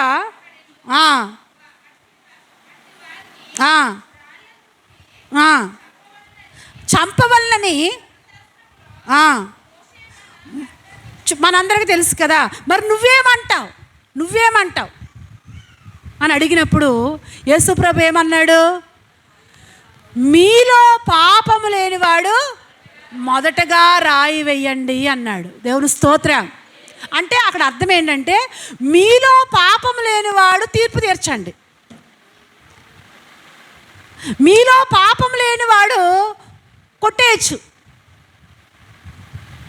అన్నప్పుడు అందరూ కూడానంట ఏం చేశారట? రాళ్ళు వదిలేసి వెళ్ళిపోయారట. ఎందుకు వదిలేశారు రాళ్ళు? అమ్మా, అందరూ పాపం చేశారు. ఎవరు చెప్పారు వాళ్ళకి? అమ్మా, అది అక్కడ చిన్న పుట్ నోట్స్లో ఏమంటే 8వ వచనంలో చిన్న అంకు ఉంటుంది, ఒకటి అంకి. అక్కడ కింద ఏం రాయబడి ఉంటుంది? చదవండి. ఆ చిన్న 8వ వచనంలో చిన్న ఒకటి అంకు ఉంటుంది కదా, ఆ పుట్ నోట్ కింద రాసి ఉంటుంది. అమ్మా, మనస్సాక్షి అంట ఏం చేసిందంట? గద్దించిందంట. దేవుని స్తోత్రం. ఎవరు మనస్సాక్షి? అందరూ రాళ్ళు పట్టుకొచ్చారు కదా, మేము తీర్పు తీరుస్తామని అందరూ రాళ్ళు పట్టుకొచ్చారు కదా. అందరి మనస్సాక్షి కూడా ఎవరికి వాళ్ళని ఏం చేసిందంట? గద్దించిందంట. మనస్సాక్షి గద్దించిందంట. ఒరేయ్, నీ కంట్లో దూలం ఉంది, అది చూసుకోముందరా. ఓయ్, నీ కంట్లో దూలం ఉంది, అది చూసుకో. ఆమె కంటిలో నలుసు ఎంచుతున్నావు నువ్వు. నీ కంట్లో ఏముంది? దూలం ఉంది, అది తీసుకో అని ఏమి హెచ్చరించిందంట? మనస్సాక్షి గద్దించిందంట వాళ్ళని.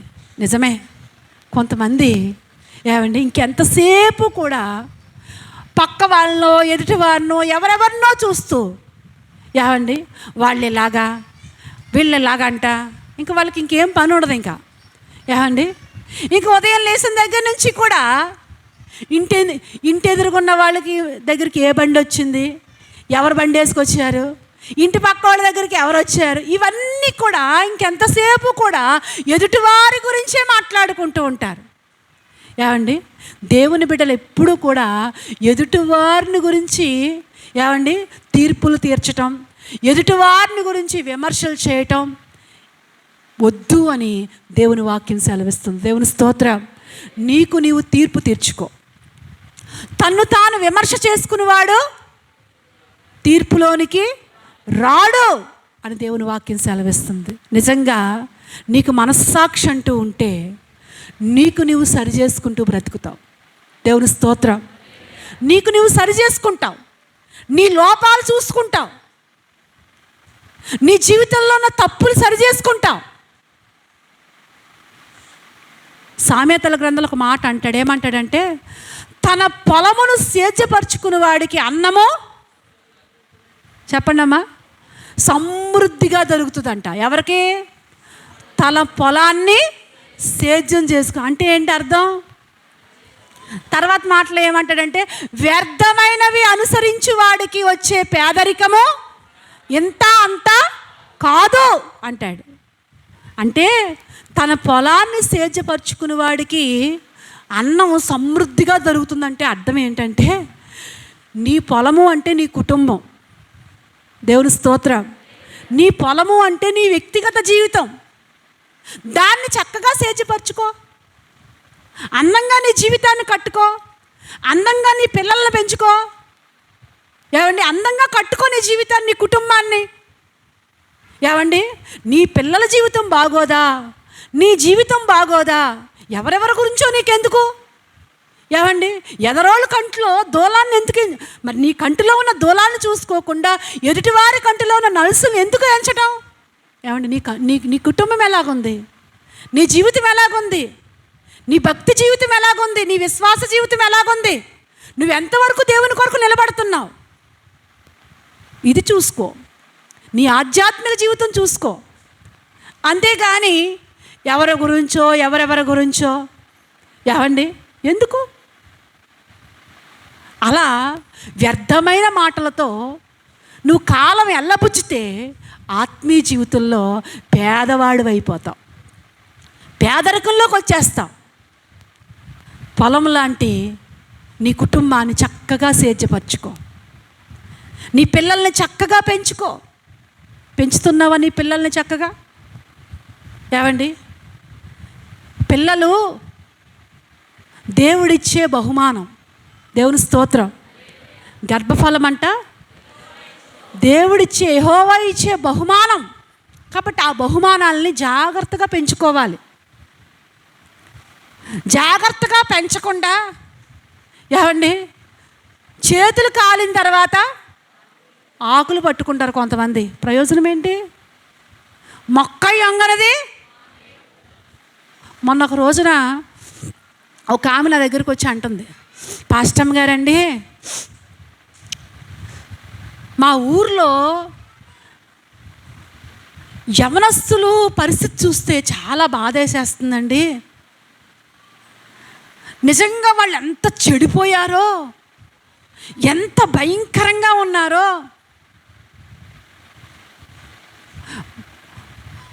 మా అబ్బాయి జీవితం కూడా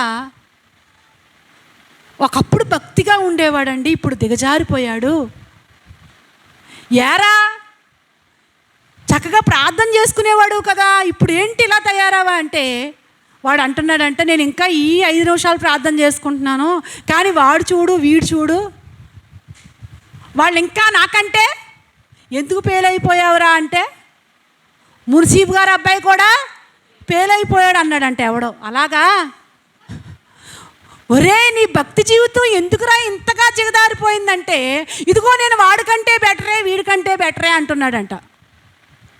గుమ్మడికాయలు దొంగ భుజాలు తడుక్కున్నట్టుగా. ఆమె నా దగ్గర బాధపడుతుంది. ఏంటోనండి వీళ్ళ పరిస్థితి ఇలాగ అయిపోయింది, ఏం చెయ్యాలోనండి, ఎవరు ఎలా పట్టించుకోవాలో, ఎవరు పట్టించుకుంటారో అన్నట్టుగా. అప్పుడు నేను ఇంటికి వచ్చిన తర్వాత వాళ్ళ గురించి ఆలోచించి ప్రార్థన చేస్తున్నప్పుడు నాకు ఒక మాట వచ్చింది. ఏంటంటే, తల్లిదండ్రులుగా ఏవండి, తల్లిదండ్రులుగా భయభక్తులు వారికి నేర్పకపోతే సంఘములో ఎంత వాక్యం విన్నా మేము వాళ్ళని ఎంతగా భయభక్తులు నేర్పుతామన్నా ఏవండి కొంతవరకే. కానీ ఎక్కువ బాధ్యత ఎవరిలో ఉంటుంది? తల్లిదండ్రుల్లోనే ఉంటుంది. ఏవండి, వాడు సెల్ల కావాలంటే సెల్ల వాడు ముందు పెడుతున్నావు. ఏవండి, పాపం వాడి చేతిలోకి వచ్చిన తర్వాత మరి ఏం చేయాలో వాడికి తెలియని వయస్సు. ఈ రోజున సెల్ల వల్ల పాడైపోతున్న వాళ్ళు ఎంతోమంది ఉన్నారు. 100కి 90 మంది ఉన్నారని నేను చెప్పగలను. ఆ 10 మంది ఏమో, కానీ 90 మంది పాడైపోతున్నారు. సెల్ వాడి చేతికి వెళ్ళడం వల్ల. నువ్వు అనుకుంటున్నావు వాడేమీ చూడ్డండి, వాడు అలాంటి ఏమీ అనుకుంటున్నావు, కానీ నీకు తెలీదు. నీకు తెలిసేటప్పటికి అంతా అయిపోద్ది. జాగ్రత్త. తల్లి తండ్రిగా వారితో పాటు కూడా ఒక స్నేహితుడిగా మసులు, ఫ్రెండ్షిప్ చేయి వాళ్ళతో. అంతేగాని వాళ్ళ కొరకు ఏదో సంపాదించేస్తున్నాను, ఏదో కూడగట్టేస్తున్నాను అనుకుని వాడికి అడిగిందల్లా పారేసావనుకో, వాడి జీవితం పాడైపోయాక నువ్వు ఎంత ఏడ్చినా ప్రయోజనం లేదు. కట్టుకో నీ కుటుంబాన్ని. నిజంగా నీ కుటుంబాన్ని చక్కగా కట్టుకుంటే బయట వాళ్ళ గురించి మాట్లాడడానికి నీ టైమే ఉండదు. ఉంటుందా టైము? ఉండదు, టైం ఉండదు. చక్కగా కట్టుకుంటూ ప్రారంభించి చక్కగా నీ మంచి బుద్ధులు వారికి నేర్పిస్తూ మంచి భయభక్తులు నేర్పిస్తూ ఉంటే దానికే టైం సరిపోద్ది. ఏమండి, వాడి పిల్లలు ఎలాగంట, వాడు ఎలాగంట, నువ్వు అలాగంట ఇలాగంట, వాళ్ళ గురించి వీళ్ళ గురించి వేలెత్తి చూపించేసరికి నీ అంతటి నువ్వు చూస్తున్న నీ కుటుంబం మొత్తం దిగజారిపోయే స్థితిలోకి వెళ్ళిపోతుంది. జాగ్రత్త. అందమైన పొలము లాంటి నీ కుటుంబాన్ని చక్కగా సేద్యపరచుకో. అన్నం కడుపు నిండా దొరుకుతుందంట. అలాగా నీ కుటుంబం ఎంతో ఆశీర్వాదకరంగా ఉంటుంది. దేవుని స్తోత్రం. కాబట్టి మనస్సాక్షి పాడైపోయినోడు ఏం చేస్తాడో తెలుసా? ఇతరులకు తీర్పులు తీరుస్తూ ఉంటాడు. వాడు బ్రతికేంటో వాడు చూసుకోడు, వాడు జీవితం ఏంటో వాడు చూసుకోడు, వాడు కంటిలో ఉన్న దూలాన్ని తీసుకోడు. జాగ్రత్త. నీ మనస్సాక్షి ఒకవేళ పాడైపోయిందేమో, నీ మనస్సాక్షి ఒకవేళ చెడిపోయిందేమో, అందుకే ఇతరులకు తీర్పు తీరుస్తున్నాం. ఇంకో మాట చెప్తాను చూడండి. మనస్సాక్షి చెడిపోయిన వాడు ఇంకెలాగుంటాడు అంటే, ఏమండి, బైబిల్ గ్రంథంలో 1 తిమోతికి రాసిన పత్రిక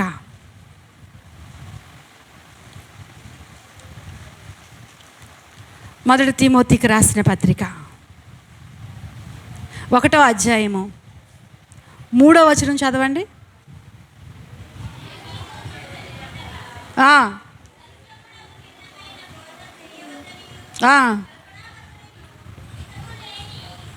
అమ్మ 2 తిమోతి 1:3. నా ప్రార్థనల యందు ఎడతెగక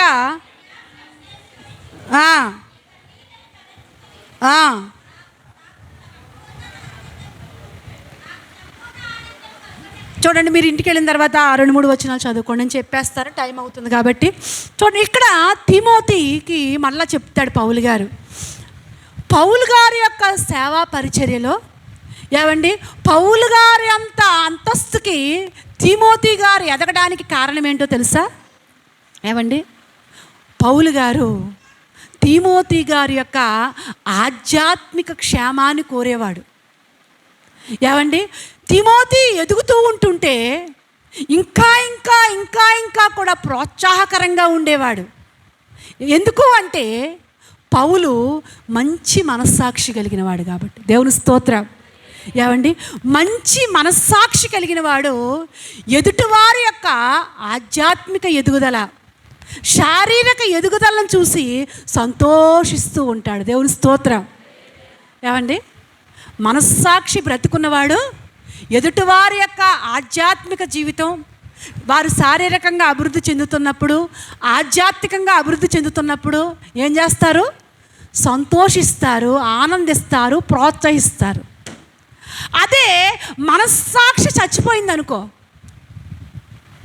మనస్సాక్షి వాత వేయబడిందనుకో, ఎలా ఉంటారు? కుళ్ళుకుంటారు. ఏం చేస్తారు? కుళ్ళుకోవడం అంటే ఏంటి? ఏమండి, ఆధ్యాత్మిక జీవితంలో ఒకడు ఏమండి వెనకాల వచ్చాడు, నీకంటే వెనకాల వచ్చాడు, వాడు నీకంటే ముందు పరిగెడుతున్నాడు. విశ్వాస జీవితంలో ముందు పరిగెడుతున్నాడు, భక్తి జీవితంలో ముందు పరిగెడుతున్నాడు, నీకంటే ముందున్నాడు. నీకేమొస్తుంది అప్పుడు? బైబిల్లో ముందు జ్ఞాపకం చేశాను కదా, సౌలు కంటే వెనకాల వచ్చాడు దావీదు. అవునా కాదా? కదా, వెనకాల వచ్చాడు. వెనకాల వచ్చిన వాడికేమో ఎన్ని వేలు అంట? 10,000 కొలది అంట. సౌలుకి అసలు సౌలుకి 1,000 కొలది ఎందుకు ఇవ్వాలి? ఏం చేశాడు సౌలు?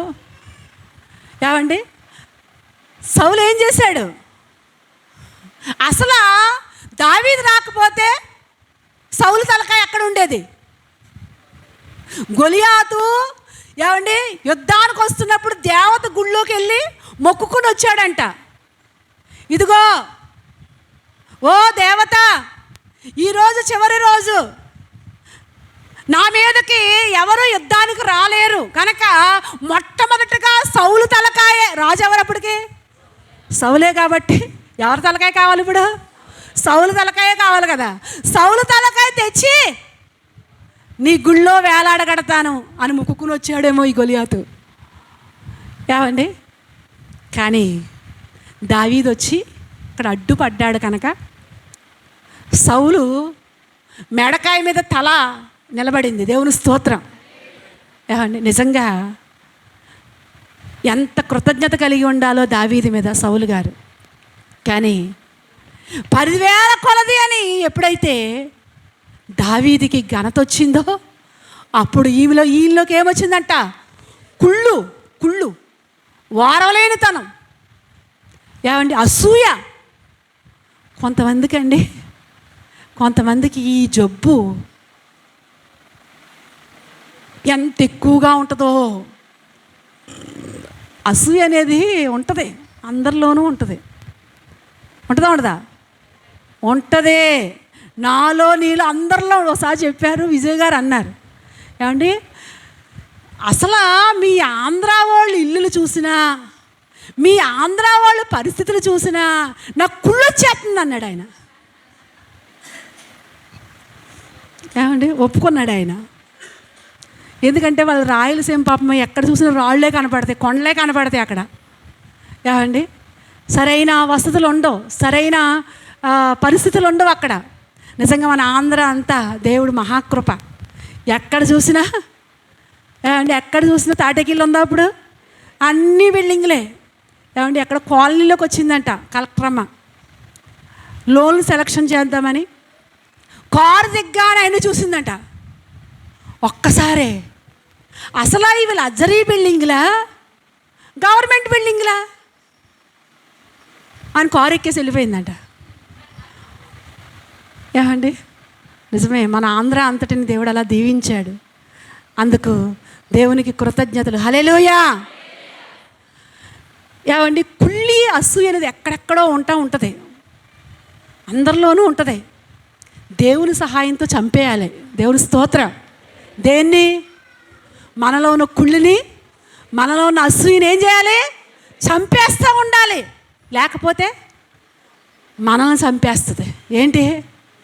మచ్చరము దేనికి కుళ్ళంట? ఎముకలకు కుళ్ళు. అసూయ వలన చచ్చెదరు అంటాడు. ఏమండి? మనం అసూయ పడితే ఆ అసూయ మనల్ని చంపేస్తుంది. కాబట్టి మనస్సాక్షి చెప్తుంది, ఒరే కుళ్ళి పడకో, అసూయ పడకో అని చెప్పినప్పుడు మనం ఏం చేయాలి? ప్రభువా నిజమే నాయన, అసూయ పడుతున్నాను, క్షమించు నాయన అని దేవుని దగ్గర మనం ఒప్పుకుని, ఎవరి మీద అయితే అసూయ పడుతున్నా వాళ్ళ కొరకు ప్రార్థన చెయ్యి. నువ్వు ఈజీగా జయించగలదు. దేవుని స్తోత్రం. అంతేగాని వెనక్కి లాగాలని చూడకో. కొంతమంది చూడండి, కుళ్ళిపోయి వెనక్కి లాగాలని రకరకాలుగా మాట్లాడుతూ ఉంటారండి. నీకంటే ముందు పరిగెడుతున్నాడా? ఒకవేళ నువ్వు చేయలేనిది వాడు చేస్తున్నాడా? నువ్వేం చేయాలి? ఇంకా ప్రోత్సహించాలి. నిజంగా నీకు మనస్సాక్షి బ్రతుకుంటే ఏం చేయాలి? ప్రోత్సహించాలి. అబ్బా నేను ఎలాగ చేయలేకపోతున్నాను, నా వయసును బట్టో నా బలహీనతను బట్టో నేను ఎలాగ చేయలేకపోతున్నాను, నువ్వు చేస్తున్నావు కదా, చెయ్యమ్మా, ఆ దీవెన నీకుంటుంది, ఆ ఆశీర్వాదం నీకుంటుంది, చెయ్యి అనాలి. కానీ ఏంటి నాకంట వెనకాల వచ్చావు, ముందేంటో పరిగెట్టేస్తున్నావు, అయినా పాస్టర్ గారికి ముందొచ్చిన చెవుల కంటే ఇలాంటి సెటైర్లు వేయకూడదు. ఇలాంటి సెటైర్లు ఎక్కువైపోద్దండి. మేము ఇలాగే పరిగెట్టి సతికిలు పడిపోయాం. ఇప్పుడు నువ్వు మిగిలేవా? లాక్కూడదు వెనక్కి. ఏమండి? నువ్వేం చేయాలి? ప్రోత్సహించాలి. అంతేగాని కుళ్ళుకోకూడదు. అసూయ పడకూడదు. ఏమండి, నువ్వు కుళ్ళుకున్నంత మాత్రాన ఆగిపోదు అక్కడ. వాళ్ళు పరిగెట్టేవాళ్ళు పరిగెడతానే ఉంటారు. ఒక మాట చెప్పనా, అసలు మన ఇండియాకి ఈ కుళ్ళుతనం ఎక్కువంట. అందుకనే ఎదిగేవాడిని ఎదగనివ్వడం. ఒకసారి అంట పీతల ఎక్స్పోర్ట్లు జరుగుతున్నాయంట. పీతలు ఎక్స్పోర్ట్ చేస్తున్నారంట. ఒక్కో డబ్బాలో ఒక్కో దేశం పీతలు ఉన్నాయంట. ఏమండి, ఓ డబ్బాలో అమెరికా పీతలు, ఓ డబ్బాలో ఆస్ట్రేలియా పీతలు, ఓ డబ్బాలో సింగపూర్ పీతలు, ఇవన్నిటికి సీల్ చేస్తున్నారంట. ఇంకా ఆంధ్ర పీతలకి డబ్బాకి సీల్ చేసే ముందు ఒక ఆయన అన్నాడంట, ఆంధ్ర పీతలకి అసలు మూతే అవసరం, సీల్ కాదు కదా, మూతే అవసరం లేదు. ఎందుకని అంటే ఎక్కడికి వెళ్ళావు. ఓ పీత ఎక్కుతుంటే ఇంకో పీత ఏం చేస్తుంది, వెనక్కి లాగేద్ది. ఇలా లాగితే ఎక్కుతుంది. ఏమండి, నిజమే. ఈ రోజున నువ్వు కూడా కుళ్ళుకుంటున్నావేమో. ఎవరి మీద కుళ్ళుకుంటున్నావు? అసూయ పడుతున్నావేమో. నీ మనస్సాక్షి చచ్చిపోయింది. నిజంగా నీ మనస్సాక్షి బ్రతికి ఉంటే అసూయను జయిస్తావు, వారవలేనితనాన్ని జయిస్తావు. కొంతమంది వారలేనితనంతో నీరసపడిపోతూ ఉంటారు. అంతమటి నీరసమే వాళ్ళకి. ఎందుకంటే వారిలో ఉన్న మోతాదు ఎక్కువైపోయింది. ఏ మోతాదు? కుళ్ళు మోతాదు. వారం లేని మోతాదు ఎక్కువైపోయి ఇంకా అంతపాటు నీరసమే. వాళ్ళు లెగలేడు ఇంక మంచం మీద నుంచి. ఏమండి, వద్దు, కుళ్ళుకోవద్దు, అసూయ పడొద్దు. పక్కోడు బాగున్నాడా, వాడి కొరకు వాడిని ఇంకా దీవించాలని ఆశించు. ఆ దీవెన నీకు కూడా వస్తుంది. అంతేగాని నేను పాడైపోయినా పర్లేదు కానీ, కొంతమందికి జాడ్యం ఇది. ఏమండి, ఇద్దరు భక్తులంట ప్రార్థన చేస్తున్నారంట. ఆ భక్తికి మెచ్చి భగవంతుడు దిగొచ్చాడంట. దిగొచ్చి, ఒరే భక్తుడా, ఏం కావాలి నీకు అంటే, వాడు అన్నాడంట, భగవంతుడా ముందు వాడి దగ్గరికి వెళ్ళు, వాడు కూడా ప్రార్థన చేస్తున్నాడు కదా, వాడి దగ్గరికి వెళ్ళు, వాడు ఏం కోరుకున్నాడో నాకు చెప్పు, వాడు కోరుకున్న దాని మీద నాకు రెట్టింపు కావాలన్నాడంట. సరే అని వాడి దగ్గరికి వెళ్ళాడంట. ఒరే భక్తుడా, నీ భక్తికి మెచ్చి నీకేం కావాలో ఇవ్వడానికి వచ్చాను, ఏం కావాలి అంటే, ముందాడి దగ్గరికి వెళ్ళావు కదా, వాడు ఏమడిగాడు, ఒరే నీకేమి ఇచ్చినా వాడికి రెట్టింపు కావాలంటరా, ఆ రెట్టింపు వాడికి ఇస్తాను లేక ముందు చూసి చెప్పు అంటే, ఓహో రెట్టింపు కావాలా, అయితే నాకు కొన్ను తీసేయి అన్నాడంట. అంటే వాడి ఉద్దేశం ఏంటి, వాడు 2 కళ్ళు పోయి భిక్షగాడైపోవాలి. చూడండి, ఈ రోజున ఇలాంటి వార్చలేని తనాలండి, సొప్పనాతి గుణాలు లోకానికి చెల్లునేమో కానీ నీకు తగదు, నీకు తగదు. నీకు మనస్సాక్షి, యేసు రక్తం చేత నీ మనస్సాక్షిని బ్రతికించుకో. ఈరోజు ఎవరి మీదైనా వారవలేని తనంతో ఉంటున్నావేమో, అసూయ పడుతున్నావేమో, వెనక్కి లాగుతున్నావేమో, నీ మాటలతో, నీ సణుగులతో ఆలోచించుకో. నీ మనస్సాక్షి ఎలాగుంది? పౌలు మనస్సాక్షి బ్రతుకుంది కాబట్టే తాను చూసుకుంటున్నాడు. రోమీయులకు రాసిన పత్రిక చదవక్కర్లేదు కానీ టైం అయిపోయింది. 7వ అధ్యాయంలో అంటాడు, అయ్యో నేను ఎంత దౌర్భాగ్యుడనో అంటాడు. ఎంతో సేవ చేస్తున్నవాడు తాను చూసుకుని అరుస్తాడు. చెయ్యాలనుకున్నది చేయలేకపోతున్నాను, చేయకూడదనుకున్నది చేస్తున్నాను అనుకుంటూ పశ్చాత్తాపంతో తాను విమర్శ చేసుకుంటూ వచ్చాడు.